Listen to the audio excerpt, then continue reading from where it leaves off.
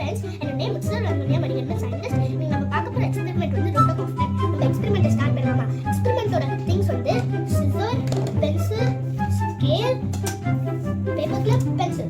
இப்போ வந்து நான் வந்து பெரிய ரோட்டோகாப்டர் செய்ய போறேன். இப்போ நம்ம அந்த பெரிய ரோட்டோகாப்டரை செய்ய ஆரம்பிக்கலாமா? ஃபர்ஸ்ட் வந்து இந்த பேப்பரை வந்து இப்படி ஃபோல்ட் பண்ணிக்கலாம்.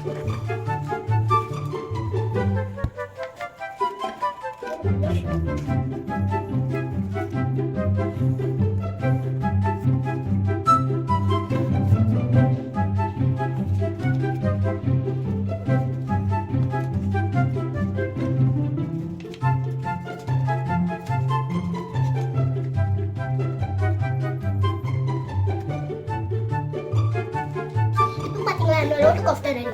இப்போ நம்ம இதை விட்டு பார்க்கலாம் எப்படி போகுது. இப்போ நான் மேல இருந்து கீழே போறேன். இதை வந்து எப்படி ரொட்டேட் ஆகுதுன்னு பார்க்கலாம்.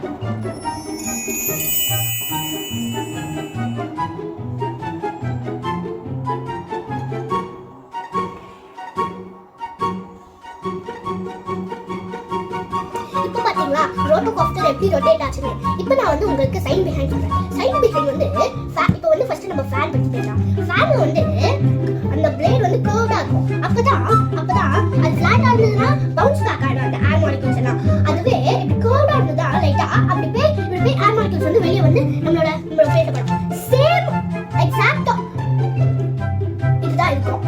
இந்த ரோட்டோகாப்டர் வந்து எப்படி ஒர்க் ஆகுதுன்னா, மேல இருந்து ரோட்டோகாப்டர் வரும்போது கீழ இருந்து ஏர் டிராவல் ஆகும்போது இதை புஷ் பண்ணி ஒரு புஷ் கொடுத்து அதனால ஏர் மாலிக்யூல்ஸ் வந்து டிராவல் மேல வந்து போயிடுது. அதுவே இப்படி ஃபிளாட்டா இருந்ததுன்னா இப்படி ஏர் மாலிக்யூல்ஸ் பட்டு பவுன்ஸ் பேக் ஆயிடும்.